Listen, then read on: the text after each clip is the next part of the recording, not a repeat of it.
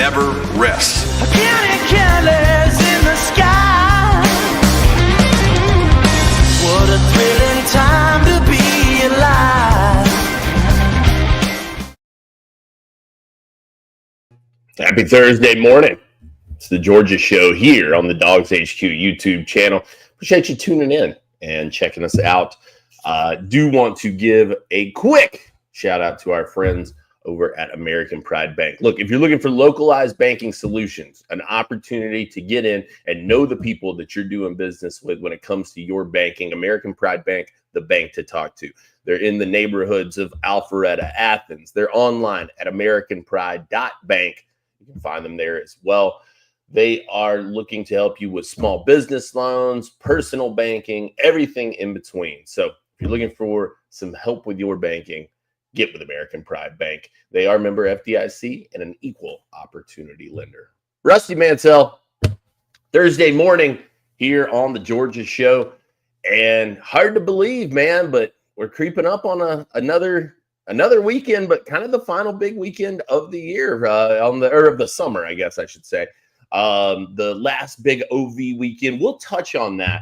But the news of the day yesterday, I know you and Jake Rowe went live right after this went down. Akane Agboko in for Georgia, a top 100 player in the class, regardless of position, one of the top 10 tackles in this class.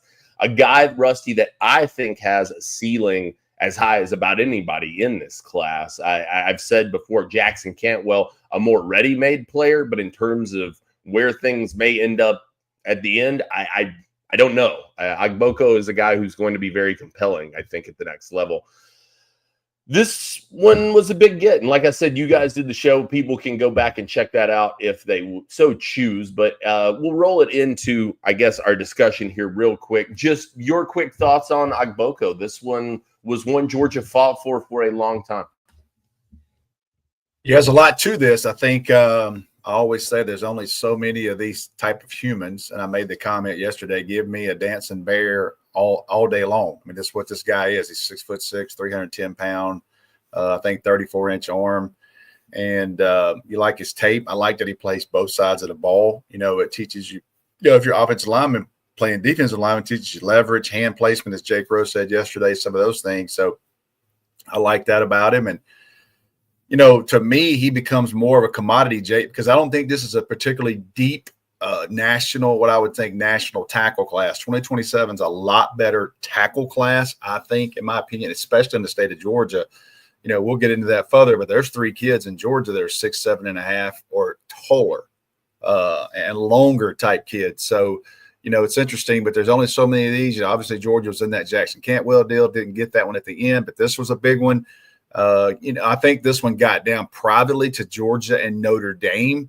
And, you know, Kirby Smart was able to get it done. He was scheduled to go. Notre Dame rolled the dice. They wanted the last visit. They felt confident they were going to get the last visit. But after the Georgia OV, he leaves on Sunday. He later said yesterday that he gave Kirby the silent commitment about 3 days after that. And then he broke the news yesterday that he was publicly committing to Georgia. So you got to have these, you got to win these. And, you know, there's not many of these to go around. So when you do get one, and Georgia's not done at tackle, but this is definitely one they had to, in my opinion, as you said, they had to have this one.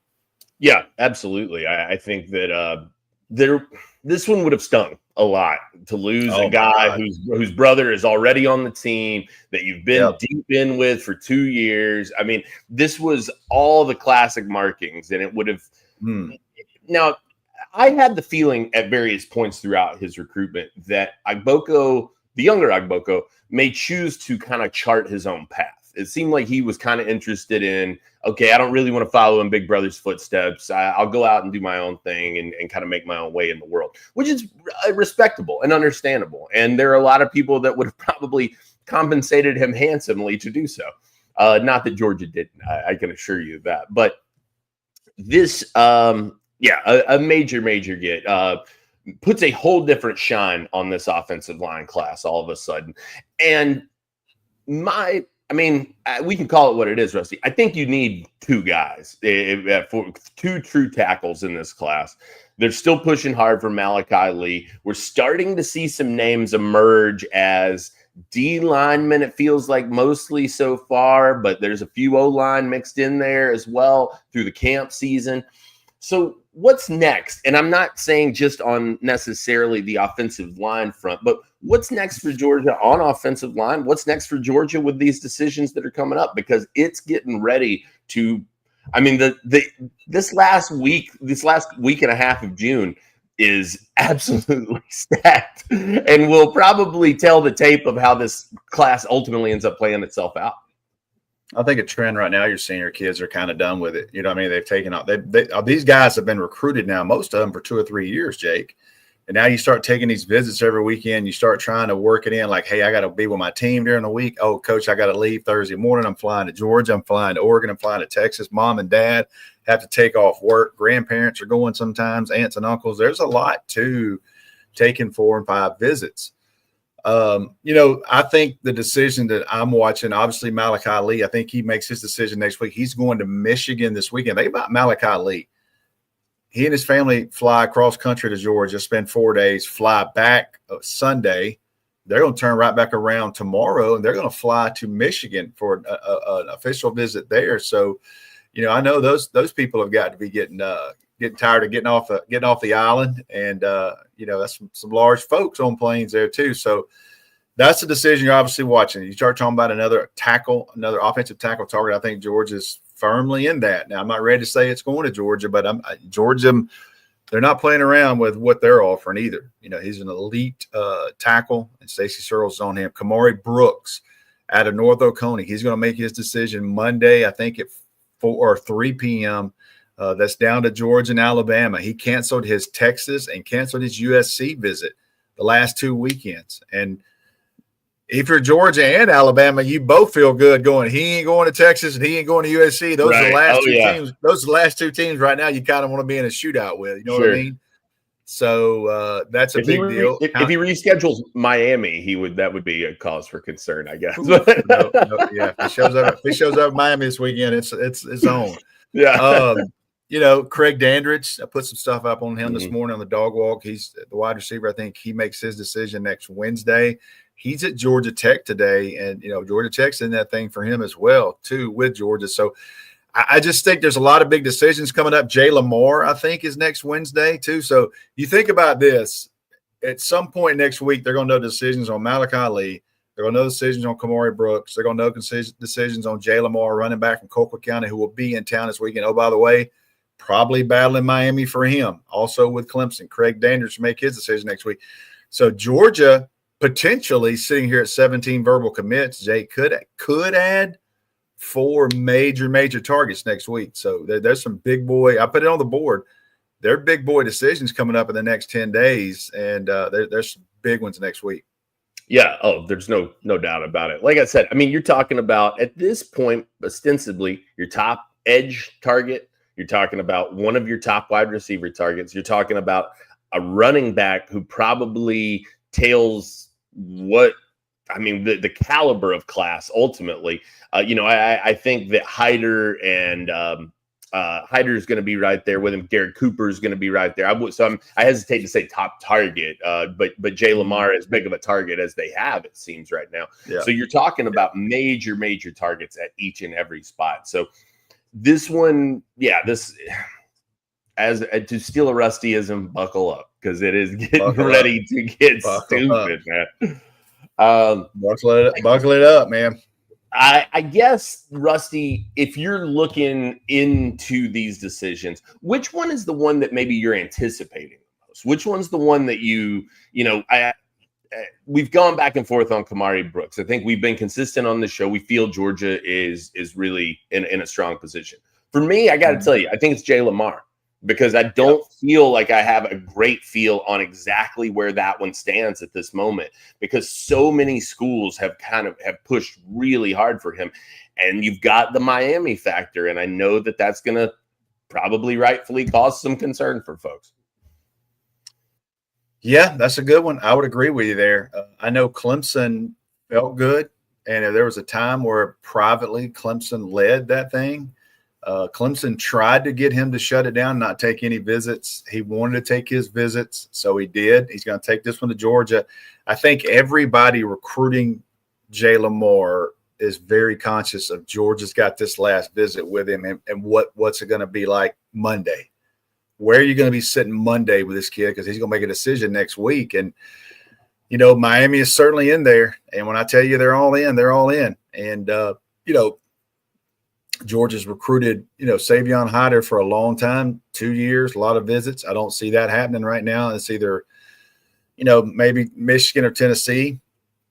According, where you're here and there. And Derek Cooper is another kid that you're involved with Miami. So, and somebody told Jake Rowe asked a question on our thread, Miami's got one committed. And I think we all agreed that it doesn't matter who's committed right now. If they get Jalen Moore and Derek Cooper, those two are in that class. They're taking them. Yeah. They're taking those guys. So those two ain't worried about spots and where they are and how many you got. So we'll see. But I do think this Jalen Moore, especially at running back, for me is something that Georgia would like to take two for sure, high school kids.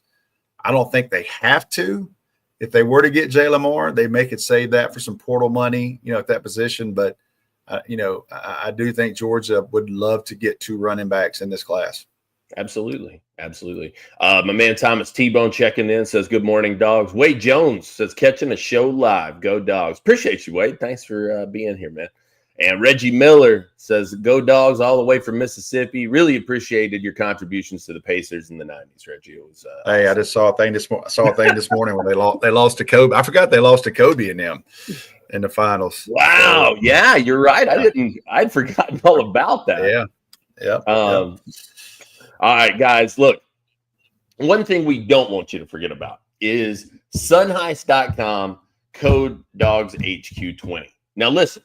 You know this ad if you listen to the show. We got a totally different thing to talk about this weekend because it is Athfest. All right. And what does that have to do with what does that have to do with I want the music to start playing for Athfest. What does that have to do with Sun Heist? Well, Sun Heist will be live at Athfest this weekend. And so will Dawgs HQ. You can go out. I've been he told me not to mention him by name, but I'm going to do it. Jake Rowe will be out there. He will autograph his glasses for you. No. So go out. Dawgs HQ will be there. And the cool part is not only can you meet Shane and Mary, get yourself a great pair of sunglasses, you can meet the Dawgs HQ folk as well. But you can also use code DawgsHQ20 at Athfest. So you can get 20% off live in person. So you can go in, check out the bands, have a great time, get yourself a cold Tropicalia, and get over, hang out with Jake Rowe, and punch him in the nuts for me. I don't know, whatever you want to do. It's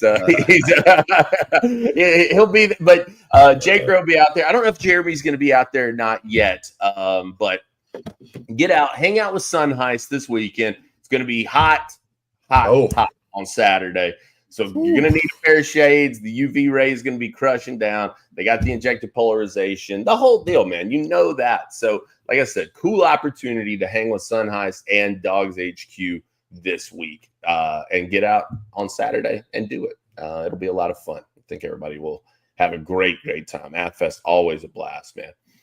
Speaking of a blast, Rusty, it's Athfest in Athens, but it's also the final OV weekend of the summer. And Georgia bringing in some big hitters, as has been the case all summer. This one is, I would say, probably of the ones we've had so far, perhaps the quieter of the group. In terms toward the end, you know what I mean? Right, exactly. I think at one point, Roosh, they were scheduled like 3 weeks ago. They were scheduled to have like 16 or 17. Right. And then Sunday, I thought with our list and basically who we were talking to, they were going to be around 10. And now it looks around about 6. So people say, well, how does that happen? Well, spots fill up and people that you're not recruiting anymore, you're not bringing them in right now. So, and you save an official too. You save one for the fall for those kids and who might show up. So you look at that list. Tyree Green moved up. He was last weekend. Yeah, he was last weekend. Yeah, Amari Latimer's one you see there. That's a guy. He's at Sandy Creek. He's a running back. He's going over to South Carolina this weekend. Now, I will say this: he spent the entire day at Georgia yesterday with his Sandy Creek team. So, whatever communications Georgia was going to have with him, I'm sure they did it yesterday. So, that's another. James Johnson had already moved his visit. He visited earlier. So, right. Some of that stuff's not up to date. So I kind of have that thing works out. Yeah, no doubt. The Scruggs kid probably, I would guess, not coming just because the Clemson commit. They typically don't do it. Rankins, though. What about Ernest Rankins? I hadn't heard a ton on that lately. He came, worked out, and I think it's one of those things where Georgia is trying to see where the board is. And, I wouldn't say they quit recruiting him, but I think right now there's kind of a wait and see type deal with him and see where this thing goes. And look, wouldn't surprise me if he's on campus at some point in the fall and winds up taking an official to Georgia at some point in the fall. It might be one of those things where Georgia says, hey, let's see some more tape. And that happens. That happens with schools and positions, and we'll see where we go. Got my man Isaiah there says, go Dogs from Leesburg, Alabama. I got a text this morning. So from some little birdies, Luke Bryan from Leesburg, Georgia, is playing in Arkansas tonight. I think he's going to have a few.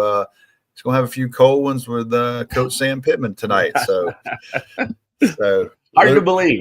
Sam Pittman going to a concert? You got to be kidding, dude. So right out there, when I went to Fayetteville a couple years ago, spent a couple of days there. They got a little town called Rogers, Arkansas, right next to it. And it's basically, to me, it was like Marietta and Kennesaw. A lot of retail in Rogers. It's 10 minutes outside of Fayetteville, 15 minutes. They got a huge amphitheater, all that kind of thing. And I thought, boy, I bet you Sam Pittman has seen a lot of concerts in that venue, and he certainly has. So, I bet. No doubt. Shout out Leesburg there. Hey, we got Ryan Richardson checking in from Terrell County, Dawson, Georgia. Been a while. Yes, the last guy I remember fitting there was Trey Bishop. Trey Bishop, man.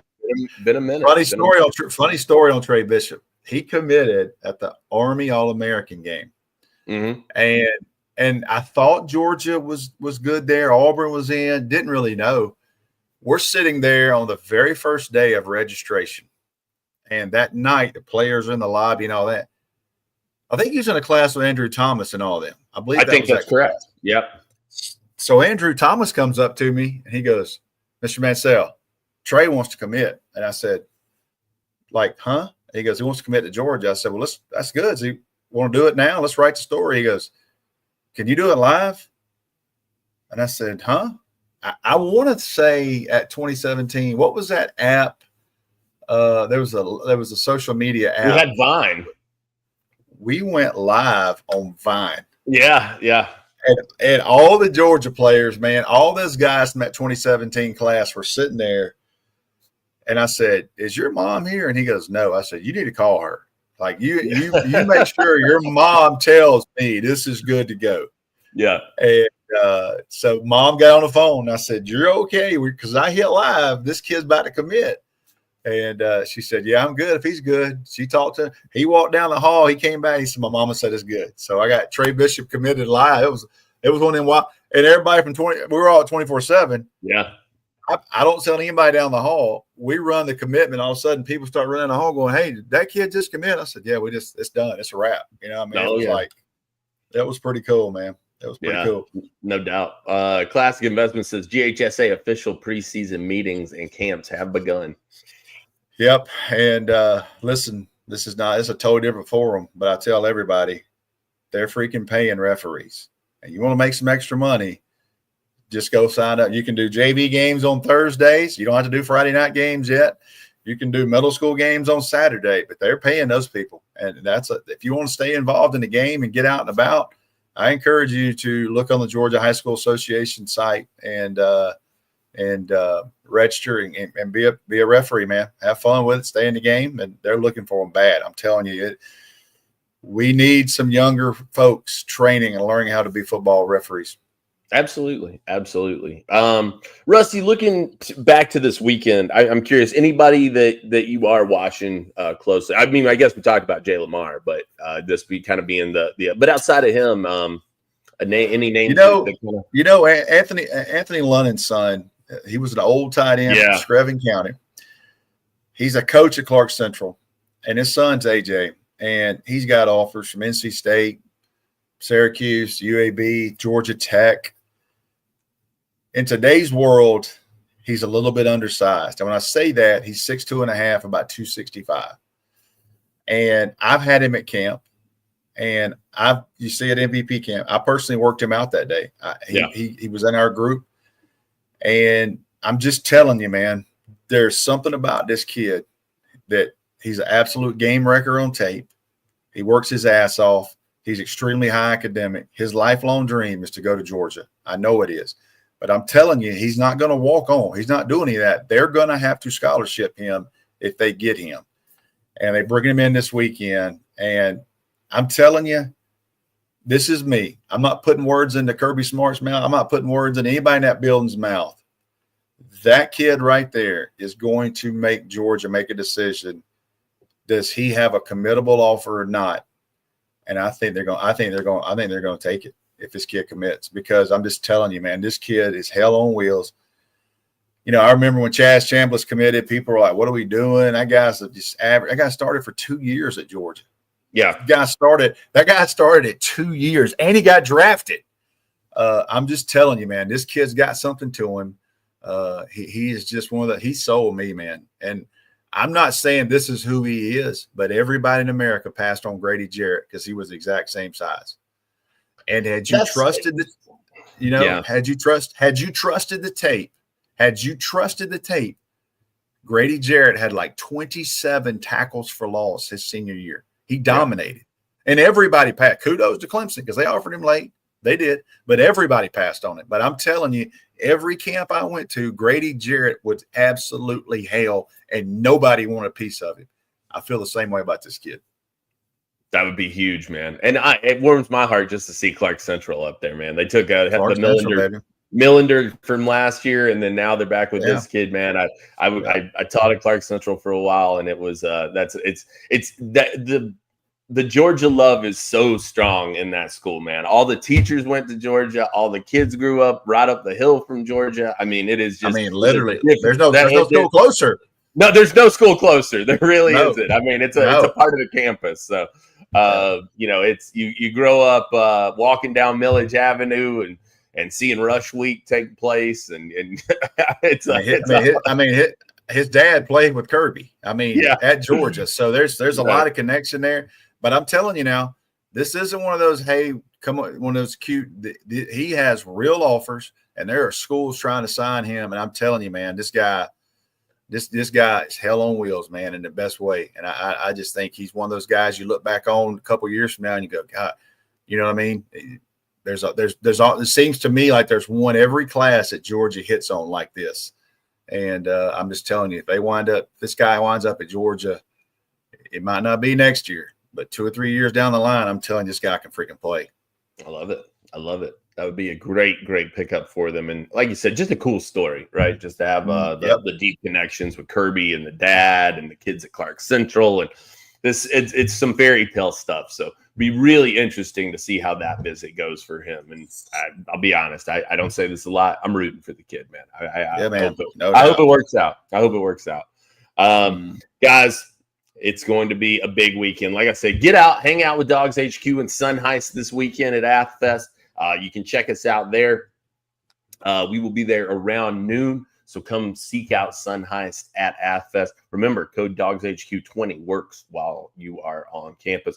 We'll have you fully covered on the Big OV weekend, the last one of the summer. Tons of stuff up on the site on Ogboko. You can go check all of that out as well. Shout out to my man, Jeremy Johnson. He was live up there in not a short drive he had to make yesterday. So appreciate him being there. Yes, sir. Guys, look. This is the season, man. I'm telling you, if you're not, get in one of these threads too. Rusty's got about all the new offers because they are popping off the last couple of days. They had a chance to catch up with one of these kids, Rusty. I got a story coming on the Franklin Whitley kid. Also, they offered that kid from Athens, Christian, success. How about that? Oh, my God. Yeah, it probably didn't take too long looking at him to figure out that he needed to be playing Division I college football. But they're finding these guys, man, right now, and it is a crucial time because I told you when the summer started, and I'll tell you again right now. There will be these guys in the class. These summer offers, there will be a couple of these guys, and there always are that end up in this class. So they trust the evals, and we've got you covered on all the news, on all the camps, all the offers over at Dawgs HQ. Come hang out with us. We appreciate you tuning in on your Thursday, and we'll catch you soon.